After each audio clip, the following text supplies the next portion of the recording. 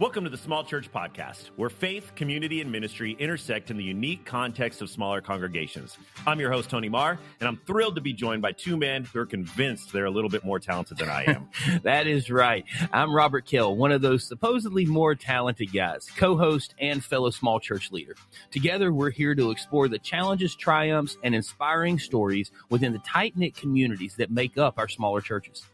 And I'm Bruce Montgomery, the one here to bring even more to the table than these two and offer a unique perspective to our conversation. So whether you believe this talent hierarchy or not, you're in for a treat. If you're a pastor, a church member, or just curious about the world of leadership, you're in the right place. Each episode, we dive into topics that matter to you, from innovative ministry ideas to navigating the unique dynamics of a smaller congregation. So grab your cup of coffee, settle in, and let's journey together through the wonderful tapestry of small church life.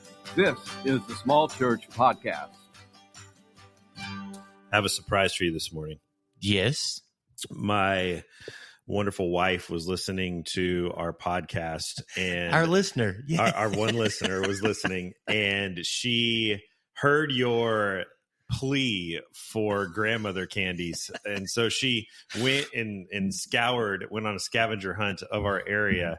And if you will look at the candy dish on the desk here, you have got your little strawberry candies. With the gooey candy, the gooey stuff in the middle. That is fantastic.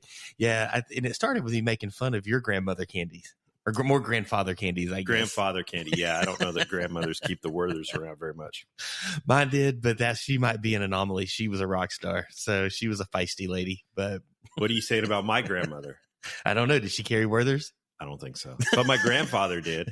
My grandmother was, when she was feisty. So this is a cool story that has nothing to do at all with where we're going, but you just brought it up. So my grandfather was, I'm going to name drop for a minute here. Okay.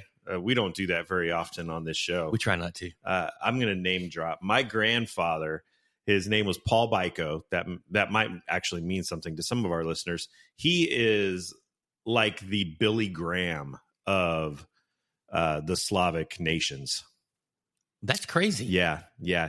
He started an organization called Polish Christian Ministries that over the course of the time that he had started and was leading this organization, planted over 1,200 churches in Slavic nations, Ukraine, Russia, Poland. He was kind of a big deal. That is awesome. Are there books about him? There are, actually. Yeah. And it was funny because there were many times when I came to East Tennessee to go to college many, many moons ago, and I would be having conversations with someone and would be talking about my grandparents, and people would stop me and say, "Wait, Paul Byko is your grandfather?" I said, "Yeah, Paul Byko is my grandfather." And say, "Paul Byko led me to Christ. Paul Byko sponsored my family coming over. Paul Byko spoke at our church, and one of the best things." And I'm like, that's my grandfather. What are you talking about? It wasn't until I was much, much older that I began to realize exactly who he was, and he carried Werther's Originals with him.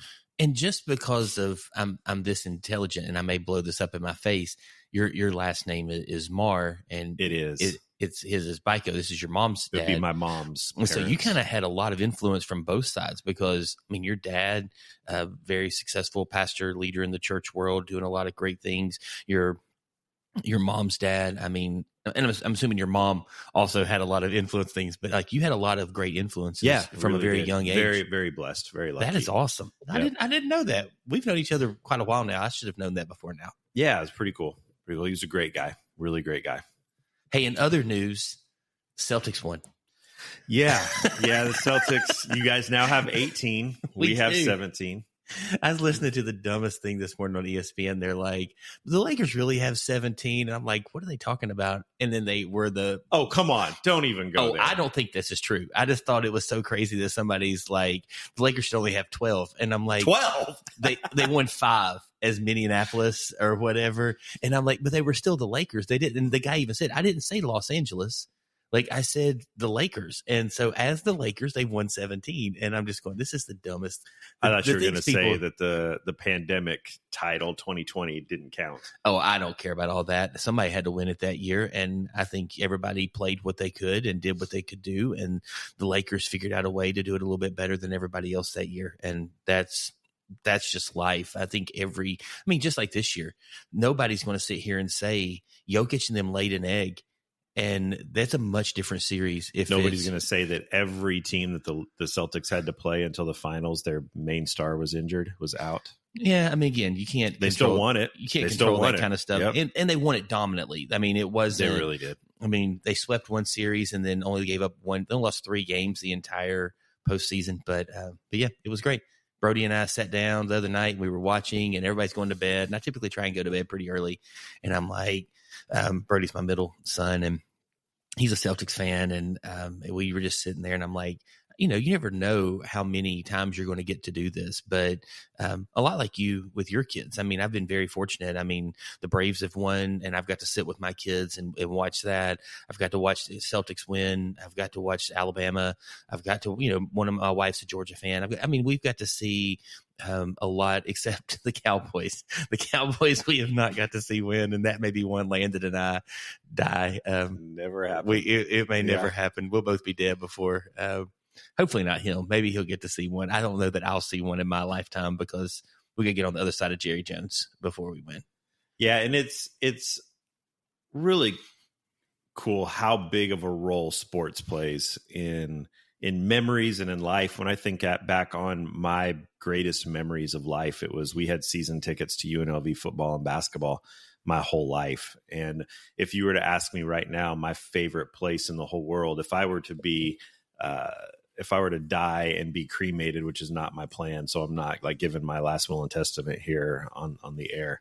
But if I were, I'd say scatter my ashes at the Thompson Mack Center in Las Vegas and at Dodger Stadium, because so many of my great memories are surrounding that place. And our life, much like yours right now, is filled with baseball. We got for Christmas or Valentine's Day, something like that, my wife got us tickets to the Johnson City Doughboys, which is it's not even a minor league affiliate anymore.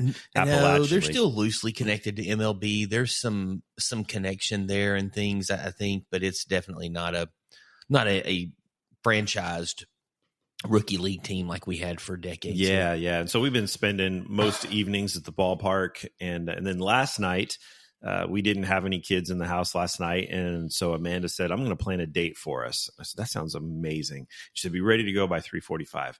And we hop in the car and we drove to Asheville to watch the Asheville Tourists play. Such good.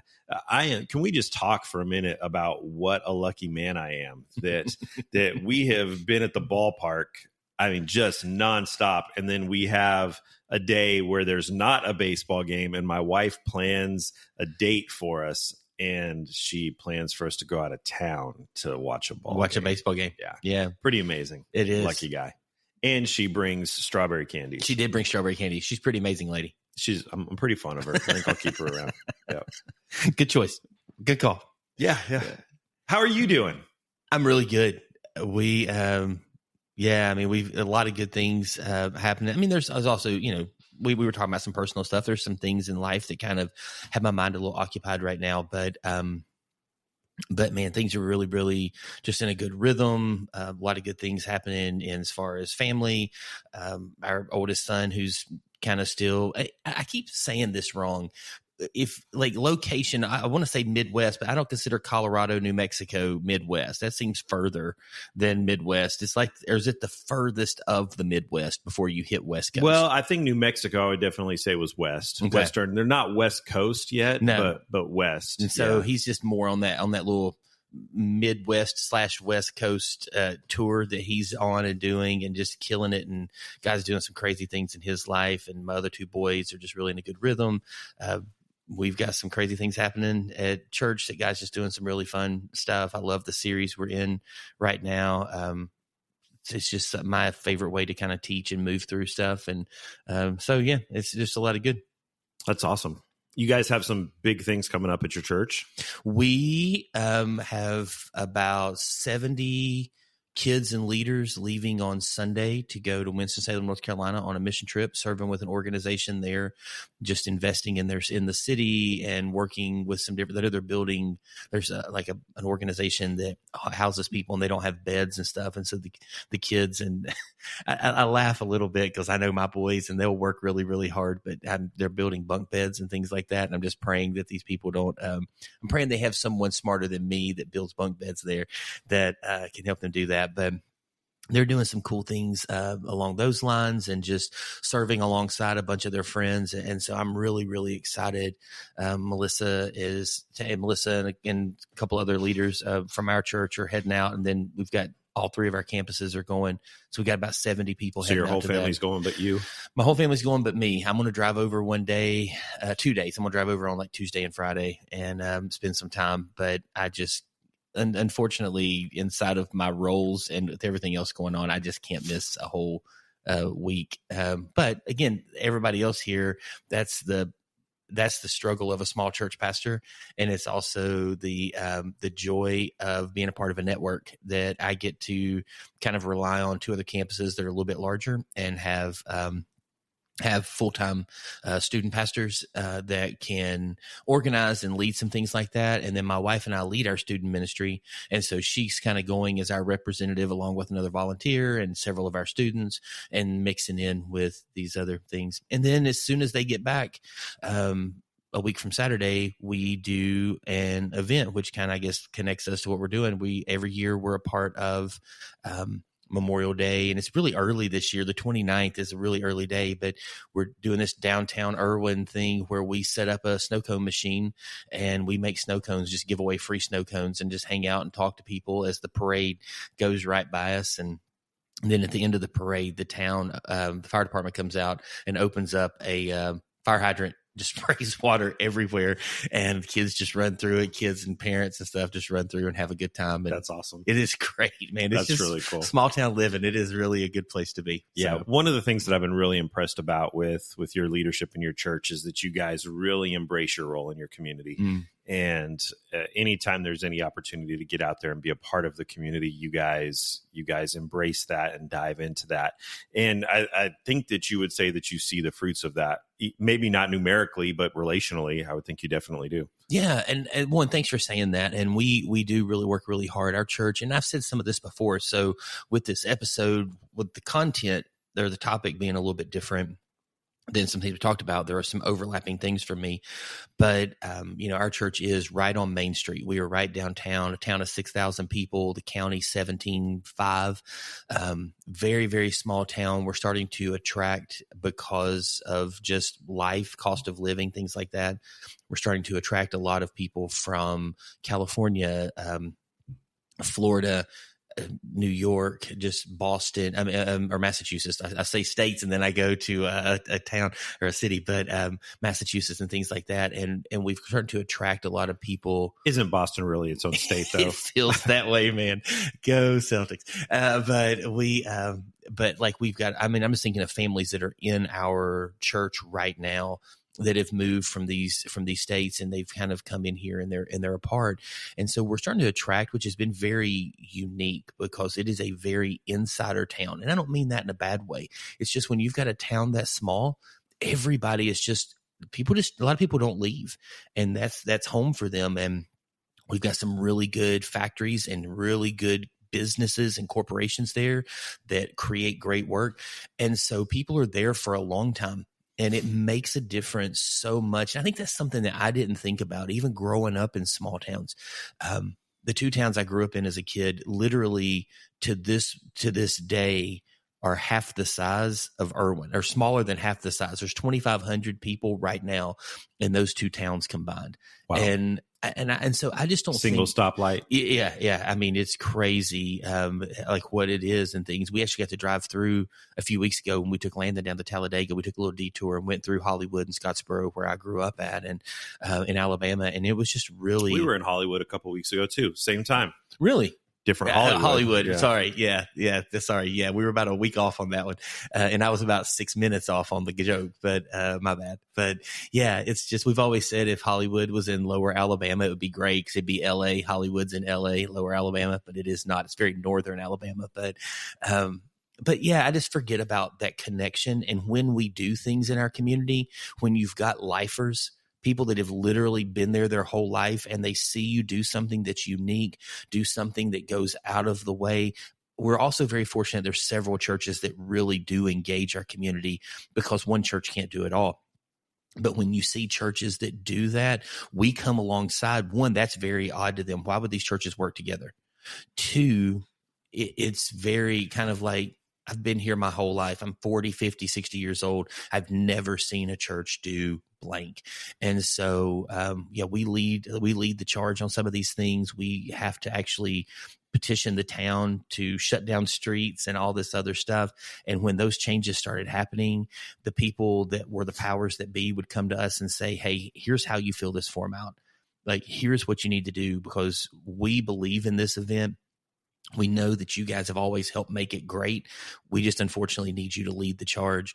And so it's weird when you become that cog that the town calls you and says, hey, things are changing. We're going to have to do this differently. And you're the best person, like in the entire town.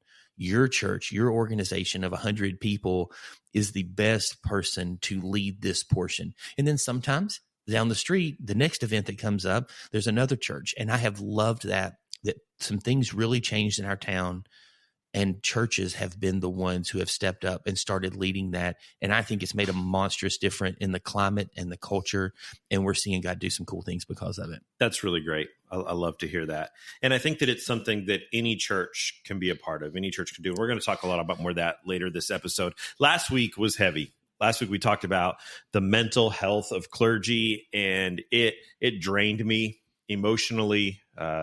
It did. I was kind of out of it the rest of the day because that was a heavy episode. And so this week we wanted to kind of get back to something a little bit more practical, not such an overarching thing. I also felt like last week that we needed to have a second part of that with someone who's a lot more educated than you and I, because we gave a whole lot of problems. We gave a whole lot of issues that are out there when it comes to the mental health of pastors.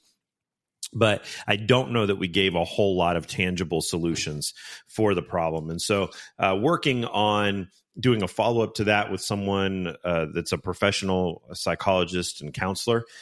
But this week we wanted to do something a little bit more tangible, a little bit more practical, hands-on, and a little bit more lighthearted. So we wanted to take some time and talk about as we're not heading into summer. We are smack dab in the middle of summer. I know for a lot of our listeners that summer is just getting started. School is just letting out now. And so summer's, for most normal communities, summer is June to September. School gets out the beginning of June and they go back beginning of September. For us here, school gets out like beginning of May and we go back beginning of August. So, yeah, we let kids out when sometimes, I think I still wore a hoodie one week. It got kind of cool in early May. And now we'll let kids go back in August when it's like brutal. But yeah. So for us here in East Tennessee, we're in the middle of summer, but for many of our listeners, summer is just beginning. That's a time where a lot of churches say, let's do some fun things for our community. You're going to see VBSs pop up all over. You're going to see 4th of July parades happening. You're going to have church-wide barbecues and picnics. And we wanted to just spend some time talking about fun outreach ideas that smaller churches can really get behind, that they can promote, and that can have an impact on their community and on the kingdom of God as a whole. Yeah. And, our church does one thing that's unique, and I'll get to it here in a minute and stuff. But yeah, I just think when you're able to kind of find a niche that you can step into, and it doesn't have to be anything special. Like we kind of took the VBS model and flipped it on its head a little over a decade ago. And it has been unbelievable what we have seen. And my kid, who's literally a gigging musician this summer, is like, and like 2 other kids literally got scholarships to go to Liberty University. Not just 2, there's multiple. I was trying to think, there's at least 3, 4, got scholarships to go to Liberty University playing music that came from finding a love for music. sitting in this event that we kind of took VBS and flipped it on its head. So yeah, there's this really cool, I think there's just so much we can do in the summers to really reach. And I think there's some tensions too. If you want to talk about student ministry and stuff like that, we're facing some different struggles in that from our church, just being a smaller church. Most of our kids are athletes, and it's really hard to plan and do. So yeah. Yeah. So for a small church community, small church congregation, what is the importance of outreach? I know there are a lot of small churches that we work with regularly that are pretty content just opening their doors Sunday morning, Wednesday night. And outside of that, outside of the walls of their church, there's really not much that they do. How important is it, both from a standpoint of reaching your community and from a biblical standpoint, for the church to be engaged in outreach? And I think most churches do inreach pretty well, but the outreach, focusing on the first part of that word. Yeah. I think that sometimes, and there may be a little bit in this, I think people kind of get the go into all the world part, and they're going, hey, yeah, we're supposed to be out, but that's going all the world and, make disciples. So there's a little bit of a different space there, but I think that though that biblically, Jesus and the disciples were constantly, if you just read the Gospels, they were constantly, they didn't stay in the same place very long. No, they went and they sat with people and they met with people. And so creating opportunities is sometimes an easy way to do that. And so for our church, we don't really have the people and the resources to always do the in-reach things. The one cool in-reach thing that we do, the thing I was telling you about, that we'll talk about here in a little bit, but the one thing that we do is it takes all three campuses. It takes about 100 volunteers. It's a monstrous event. We don't even, at our church, we don't even do a VBS type event. We don't do a summer camp. We don't do anything because that's just in-reach is not. Our staff is mostly bivocational. We just don't have the ability to do that. So we started to leverage and look at what's the town doing, what's the community doing, and how do we come alongside that? Go ahead. I was just going to say, I think it's brilliant. It's what someone else doing that is going to have more time, more resources, more energy to put behind it. And then how can we get behind that instead of trying to do something on our own that's probably going to be done poorly because of our lack of time and lack of resources? And in all transparency, in the last 6 months, I have not done a great job of what I'm about to say, but our staff, for the most part, has always done a really good job of not just finding those events, but we lay the groundwork. One, we were talking about a guy that, just buying books locally. Like I'm the worst to buy books. That's why I have a bunch of shelves full of them, like 14 shelves of books. You don't read, so I don't know. I don't read fiction stuff, but if somebody's there and they're selling fiction books, I'll buy them. If I'm going, hey, I really believe in that person, I want to support them.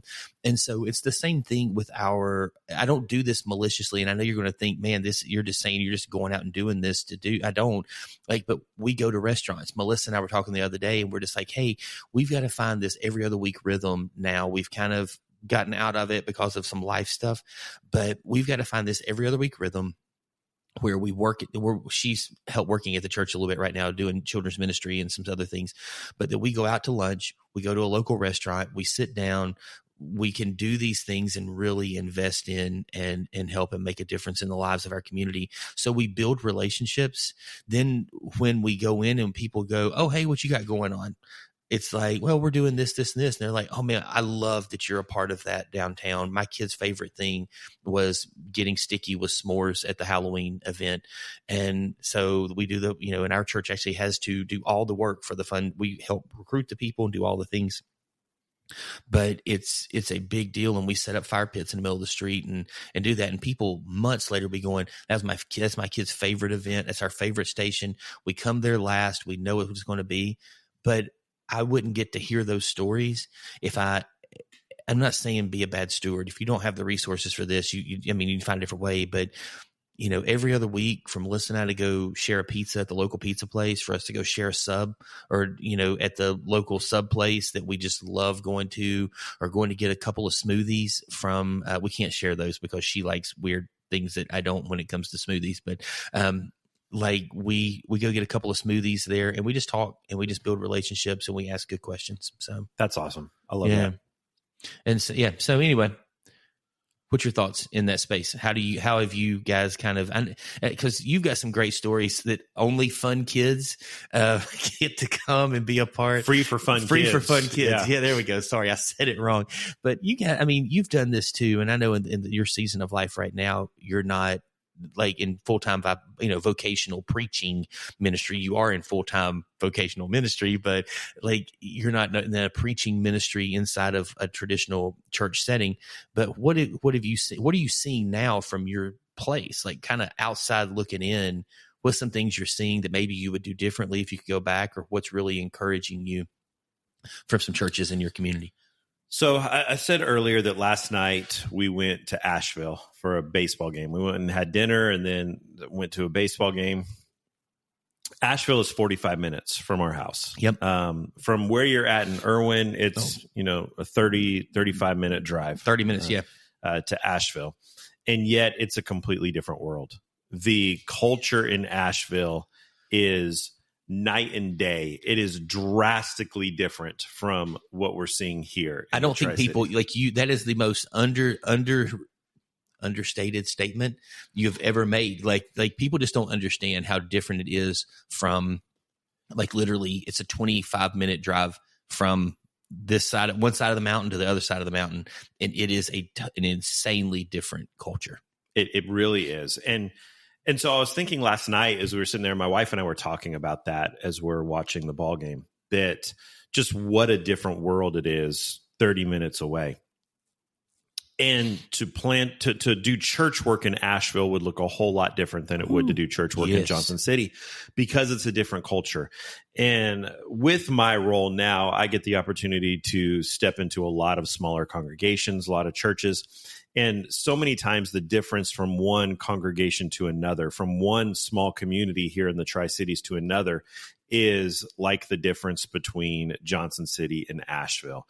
And so I think that if you want to be a part of your community, you have to get out and embrace your community and be a part of your community. You can't be on an island that is closed off to your community. You have to be actively engaging with the people that you're hoping to reach. And every church would say that they want to reach their community. Now, whether or not their actions reflect that desire is a different subject for a different time, but everyone would say, yes, we want to reach our community. So if you want to reach your community, you have to get out into the community, because that community could look so different than the little isolated community that you've created within the confines of your church walls.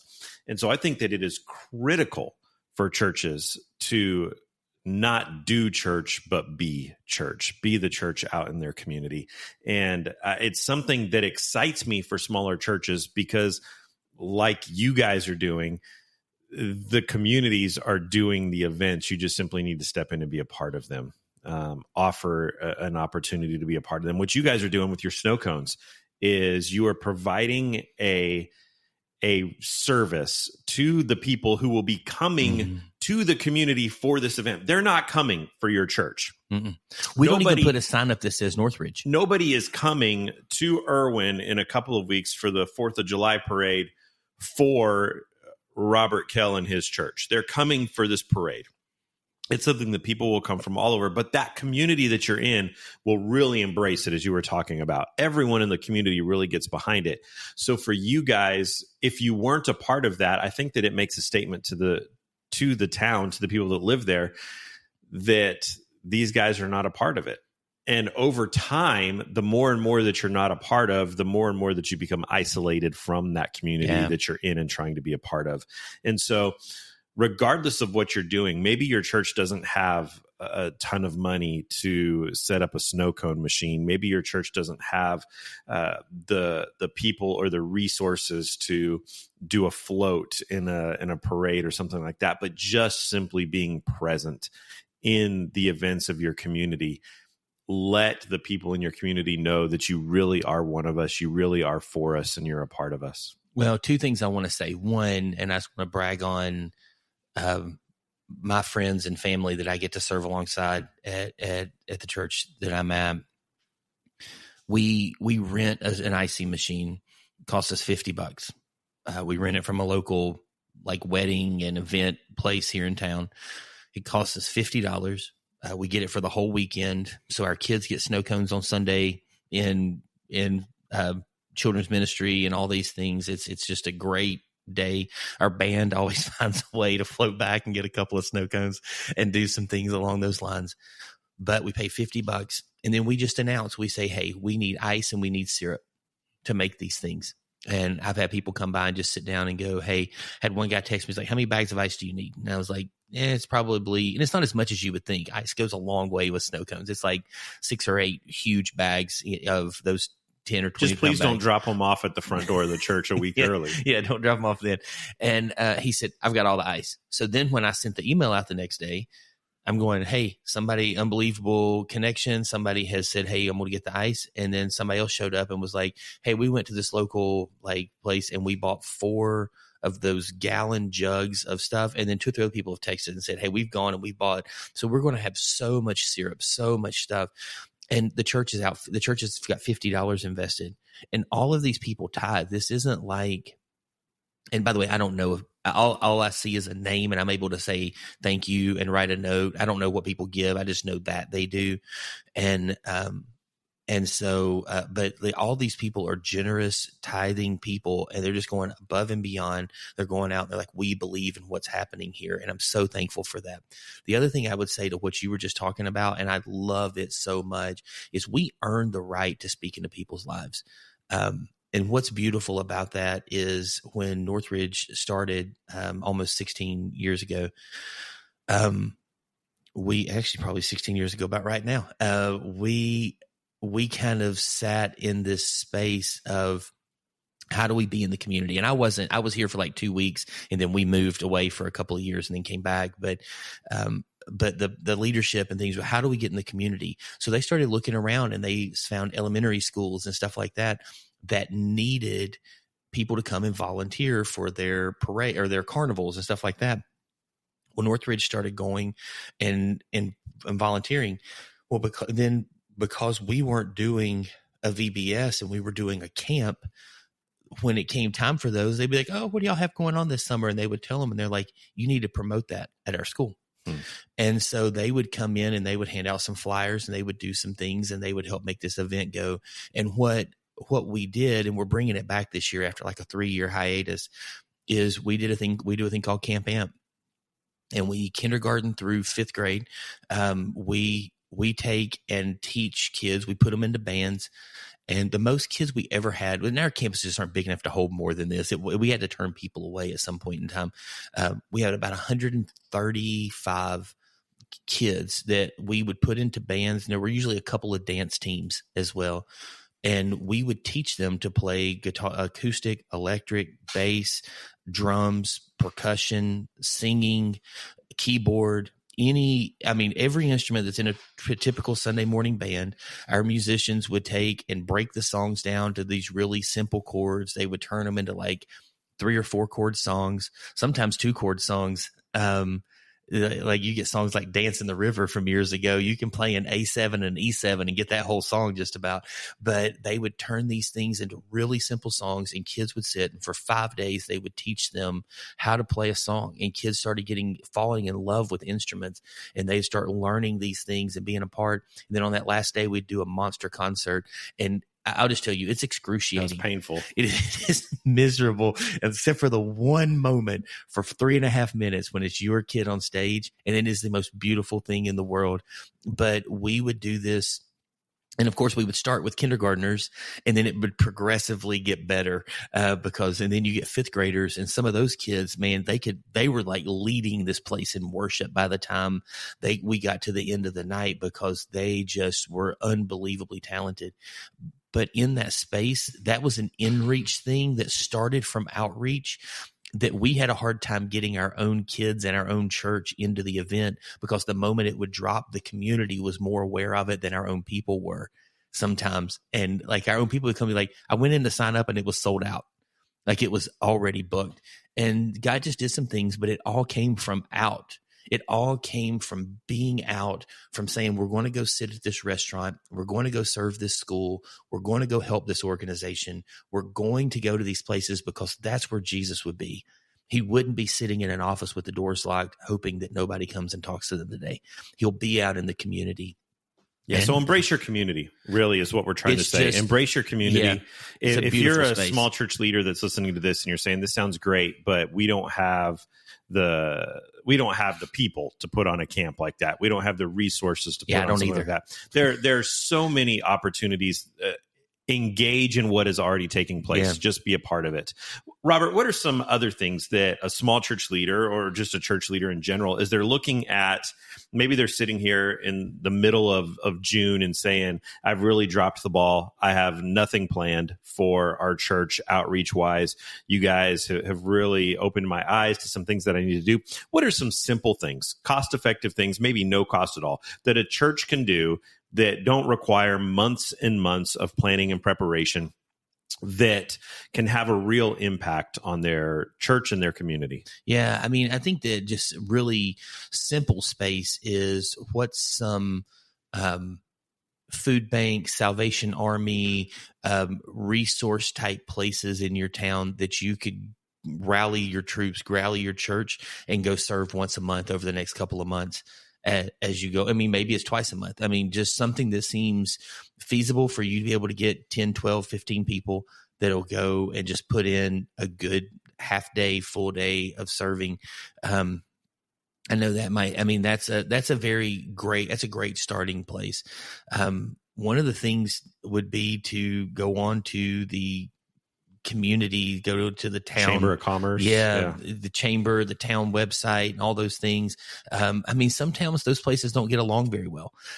Some towns, those things are not like always a function. So they have competing events. But like I was telling Melissa the other day, I said, hey, July 4th, we don't have anything going on. We should go out to Unicoi. There's these 3 bands. We know people in a couple of them. They're going to be doing fireworks. It'll be food and all these things. We should just go out and hang out for 3 or 4 hours, listen to some music and watch some fireworks and be around people, but find those types of events and then call and say, is there any needs you have? Do you need somebody to help with parking? Do you need someone to like risk blowing their arm off, setting off the fireworks? Do you need somebody to clean the porta potties? I mean, I know some of that isn't the most glorifying work, but I just think that those are some spaces of looking in those places. That's a couple of things that I would do if you're looking to serve quickly. Yeah, I think that's huge. What you just said right there. If you're looking to serve. So often when we think of community outreach programs, events that we're doing, our goal is not to serve. Our goal is to bring people in. Yeah. And so we've really got that turned upside down. And we've talked about this a lot in the past on our show, is that we need to stop being, ultimately, that's an inward event. If your whole point is what can we do out there to bring people in here, then I think that you're backwards and you need to check yourself. That our goal is just what you need to say. How can we get out there and serve? How can we serve you, regardless of what the outcome is going to be for us? What's the outcome going to be for you? How can we provide something for you that's going to help people in our community, benefit people in our community? And maybe the only benefit that is for your church is that you guys were a part of God's purpose and God's plan and his call in your life. And I think one of the questions I would ask too is, how are you making disciples that make disciples? How are you sitting with the people in your congregation to help them know that when they're hanging out with people, that they're sensitive, not bullies, but sensitive to the moving of the Holy Spirit and open to good conversation? And that conversation may be about baseball. I mean, Tony, I know like you're a touch more introverted, like in spaces than I would be, but you're a very outgoing person as well, as far as like able to walk in and you see somebody a guy was standing at the store the other day and I had a Cowboys shirt on and somebody walked to me and said, if that's the best shirt you had at home, man, I'll buy you another one. And it was somebody I knew and I was just laughing. I was like, what are you talking about? We'll win a Super Bowl in 40 years. But it's just one of those things of like, I'm going to see somebody's hat. I wore a Delmarva Shorebirds hat to, which is a like AAA affiliate, AA affiliate of the Orioles. I was shooting some photos up there several years ago, and I wore that Shorebirds hat to an event that we were doing, and a guy walked up and said, "Shorebirds." And I said, "You're the only person who's ever known who they are." He said, "My buddy played ball for them." And we just got into this crazy long conversation. Turns out this guy had played overseas for basketball and all these different things, and he was back here living in the community now. Unbelievable conversation. And when I see him, we still talk and we hang out and we laugh some, and then we kind of move on. But it leads to these spaces. How are we equipping people to stand in those moments? Because it's one thing to go. It's another thing to go with your Bible and slap people in the face. And then it's very different to go and sit like Jesus did and have real conversations with people of, tell me your story. Yeah. So I was driving down the street the other day and drove past a church that we've worked with quite a bit and know the pastor very, very well. And sitting out in their big field, they have a great location. Their church has a great location. And driving by, they have one of these massive inflatable things set up. Now there's one car in the parking lot, right? And there's like 3 kids that are running on this huge, big inflatable. It's one of the like obstacle course ones, that you go through. And so then I met with the pastor of the church a few days later, and I said, "What was going on at your church the other night?" He said, "What are you talking about?" And I said, "I saw this." He said, "Oh, we just spent $20,000 and bought 5 inflatables." I said, "You what?" He said, "Yeah. So they must have just been blowing it up to test it out." And he talked about they have this whole outreach plan. And now this is a small church, well under 100 people. And not a lot of churches have $20,000 to go and spend on inflatables, but they did. And I actually said to him, I said, "Wouldn't it have been more cost effective to have rented the inflatables?" And he said, "Well, we looked at it and it costs about $1,000 every time you're going to rent them." And so we had this whole plan of what we want to do with them to engage our community and do events for our community. I love that. And we said $1,000 to rent one for one day. For $20,000, we were able to buy 5 that we now own and have forever. And they're putting together this whole community calendar plan for how they can use them. And I was talking with him, I hope that they're not just going to do it for church events, come to our place, but we've got these now. We can come to the community event and set them up for free and let people do them for free. And amazing ways, again, to provide a service for someone that most people, who would have thought that a church would get into the inflatable business?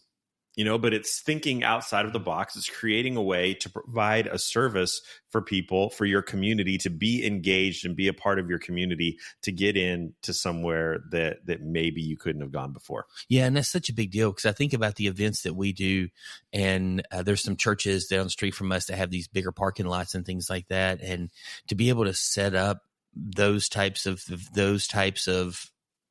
like opportunities at the end of a parade or something, man, you just have so many spaces to engage, and again, I think that's harder in a bigger town like, Johnson City's, 70,000, 75,000 people now.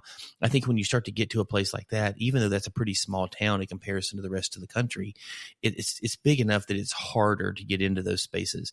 But you come to a town of 5,000 or 6,000 people, and you're like, "Hey man, we'd like to set up 6 inflatables at the end of the parade for free, and we'll sit there for a couple hours as people are coming through." They're going to be like, yeah.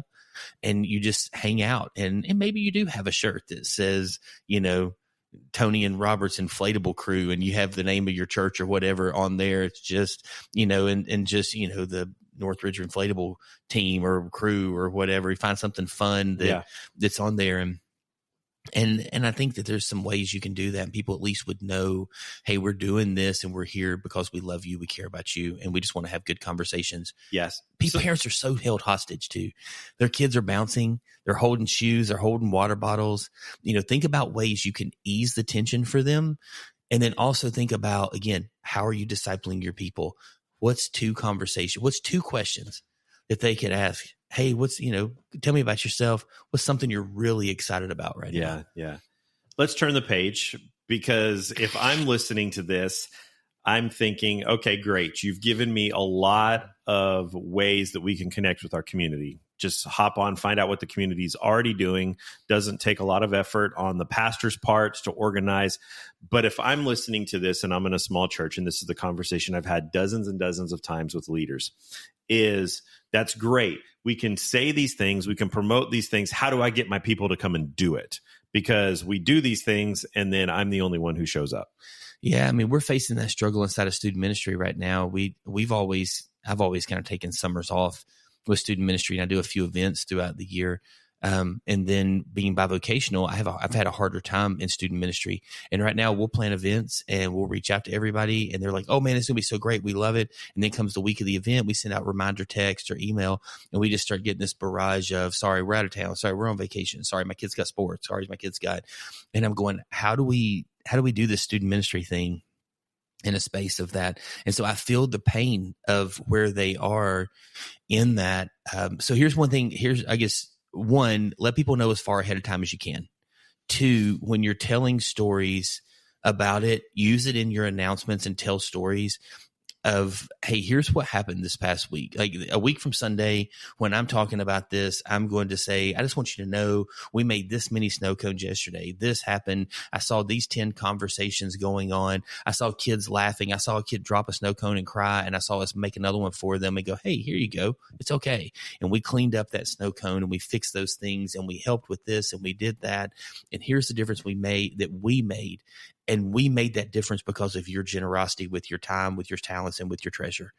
And so some of you all gave financially, some of you all prayed, some of you all showed up, and it took all of us doing all of those things together to make an impact in the community. And so I love sharing those types of stories and getting to sit and do and things. And I think that's the thing of how are you selling it? Is it like, well, we got to go out here and help? And I say that. That's how I talk, I think, in most of my life. And so I'm not saying anybody here talks like that. But I think, we got to go out here and we got to stand out here in the hot sun and hand out snow cones for 2 hours because that's how we're going to reach people for Jesus. Well, maybe. I don't know that we're going to reach anybody for Jesus a week from Saturday. But I know we're planting seeds. And that's all we're trying to do. Yeah. And I think consistency is key. Yeah. That you can't be something that just happens once or twice a year. Yeah. It has to be something that's a part of the fabric, the part of the DNA of your church, that this is what we do. If you call this place home, this is what we do. This is who we are. This is what we're about. And the other thing that I would say when it comes to getting people involved is it's really easy to ignore. It's a lot harder to say no. And so it's easy to sit there and hear you saying, hey, we're doing this great event. Would you come and be a part of it from the stage? And it's easy to say, well, there are a whole lot of other people here that are hearing that, and I'm going to ignore that. But you come up to me and say, hey, Tony, would you be willing to do this for me? It's a lot harder to say no to that. It's easier to ignore than to say no. And so, especially in a small church, in a small church community, to go up to someone, if you see a pattern of a certain person, a certain family is not engaging in things that are taking place, and it's a regular part of what your church is doing, just go talk to them and ask them to take on a specific role. I think you'll find that it's a lot harder to say no continually. You may get an excuse the first time or the second time, we're out of town, we've got something going on. But if you're continually asking, we would love to see you involved. Could I count on you to do this? It's a lot harder to say no. Yeah, no, I agree 100%. And we've got 2 or 3 people in our church that are very bought in to these types of events in the community. And in that, they bring people with them. And when you get 2 or 3 people that start, everybody else will float in. Like, here's a prime example, just even in my house. This past Sunday was Father's Day, and we got home from church, and my wife was like, I think we'll go wash the cars. Well, one of my sons was going out to help her, and I put on some shoes, and another one of my kids was like, hey, are you going? And I was like, yeah, I'm going to go out here and just do this. And it's Father's Day. If there's any day I get an excuse to not do something, it would be that day. And we go out there, and later somebody's like, oh, I only went out there. That other child that was like, are you going out there? He's like, I only went out because you did. And I think that in that space, we lead by example so much. And when our church sees us, not just in our family situation, but in our church sees us setting the example in these things, like you said, not just, we probably do 3 to 4 events a year. We let a theater use our church 2 or 3 times a year. We have some other things that happen in our space, in our community, that we get to be a part of, that we don't even do anything for other than, hey, you can use our building. And so we have some things and opportunities that are there with that. We probably average about 10 things a year that we do in our community. We give out cookies. We have a bakery that's in our church. We buy cookies from them, and we go to hospitals, fire departments, the Walgreens, anybody that's open at Christmas time. When we do our Christmas Eve service, we go out with cookies after it's over. We deliver to all those places. And it just says, has a Northridge, we do put a Northridge card on it. We love you. Thanks for all you do. That along with the Halloween, 4th of July, all these other things, we have those types of things. We do about 10 of those a year, but it's so much more because I've got 3 or 4 people alongside of me that like we are doing this stuff as much as we can. So we're running out of time. Yeah. A couple of quick things that I want to touch on before we wrap this up. My wife, who we've talked a lot about this episode, she's not going to be happy with me when she listens back to this, but she's the only one who listens, so maybe she won't matter. My wife is a real estate agent. We've talked about that a couple of times before. They do these really cool things 4 or 5 times a year. Yeah. They call them pop buys, where they create these great things. And then they literally, like it's the 1980s, they go and walk neighborhoods and knock on doors and give people gifts that have cute little pithy sayings. I'm trying to think of some of them off the top of my head right now. She's working on one right now, and they overtake our home because she's making hundreds and hundreds and hundreds of these little things, and her and her team go out and they just walk. And it's amazing how much success that brings. You know, maybe not immediate success in someone saying, "Oh, wow, you gave me a coffee cup with some coffee in it. Sell my house, or let's buy a new house." But it gets people to know them. It gets a foot in the door where then years down the road, if they come to a place where they say, we need to sell or we need to buy, that Lou Decker Moore Property Group pops into their mind. Or maybe they've still got that refrigerator magnet sitting on the refrigerator or something. They're much more creative with what they do than refrigerator magnets, but you know what I'm saying? And so I think our approach to community outreach, again, needs to not be that we're going to get this immediate response, that we're going to go and do snow cones, and then we're going to have to melt the ice to baptize someone right there on the square of town. Stop the parade. This is happening right now, or let's rush you back to the church building. But months, years later, when that family comes to a place of saying, hey, maybe we need to step our foot back in the doors of a church, or something in life is going on and I need to reach out to someone. I need some help. Well, what about that church that gave us snow cones? Yeah. What about that church that was a part of our community? What about that church that's at every single event? Why don't we reach that pastor who's always in every parade making a fool of himself? What seems like a pretty cool guy. Why don't we reach out to them? So you might not immediately pay dividends, but you're planting seeds. And I think that Jesus talks a little bit about that. Yeah, no, that's so good. I love those thoughts. And I think that, you know, it's funny you said that about the real estate stuff and handing things out. I remember this church I was at one time, and I can't remember all the details, but we might have had a couple of homes that we could, but we kind of adopted a street for the summer. And we would show up with mowers and stuff and walk down the street and knock on people's doors and like, hey, can we mow your front? Can we mow your yard? We'd mow the whole yard. Yeah. Can we mow your yard? Can we pull weeds? Can we do this? Why are you doing it? We're just loving people, and we're just out here and we're trying to teach our children the importance of serving others and things alongside of some other stuff. And so it was literally families. I mean, when we would go walk this, like Landon was with us, and at that point in time, he was probably 3. And so it was definitely like this space of like families going out, serving together, being a part. And so I love what you're talking about there, because I think those are ways that we can step in. And that's just a few people bringing a lawnmower and walking around. Find people in your community that are shut-ins, that are older, that just can't do the yard work the way they used to, and go work alongside them.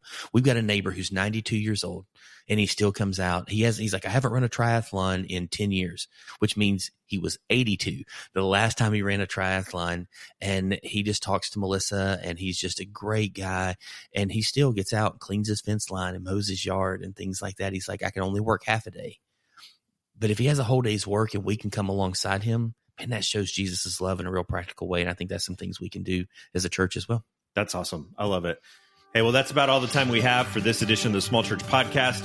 Want to close out with a line from good old B. Franklin when it comes to this whole kind of thing that he said, by failing, prepare, you prepare to fail. And so you might listen to all this stuff and say, hey, you just gave us all kind of great ideas. We're going to start something and launch it out there right away. There is preparation that has to go into this, so make sure that you're doing that as well. And we want to thank you for listening to this edition of the Small Church Podcast. We want to encourage you to like the Small Church Podcast, subscribe to our show wherever you listen to your favorite podcasts, and join the conversation by joining us on Facebook, Instagram, or at higherministries.com. Again, we want to thank you. Hope that you have a great week, a great summer, and we can't wait to talk to you again next week. For Robert Kell, I'm Tony Marr, and this is the Small Church Podcast. Have a great rest of your week.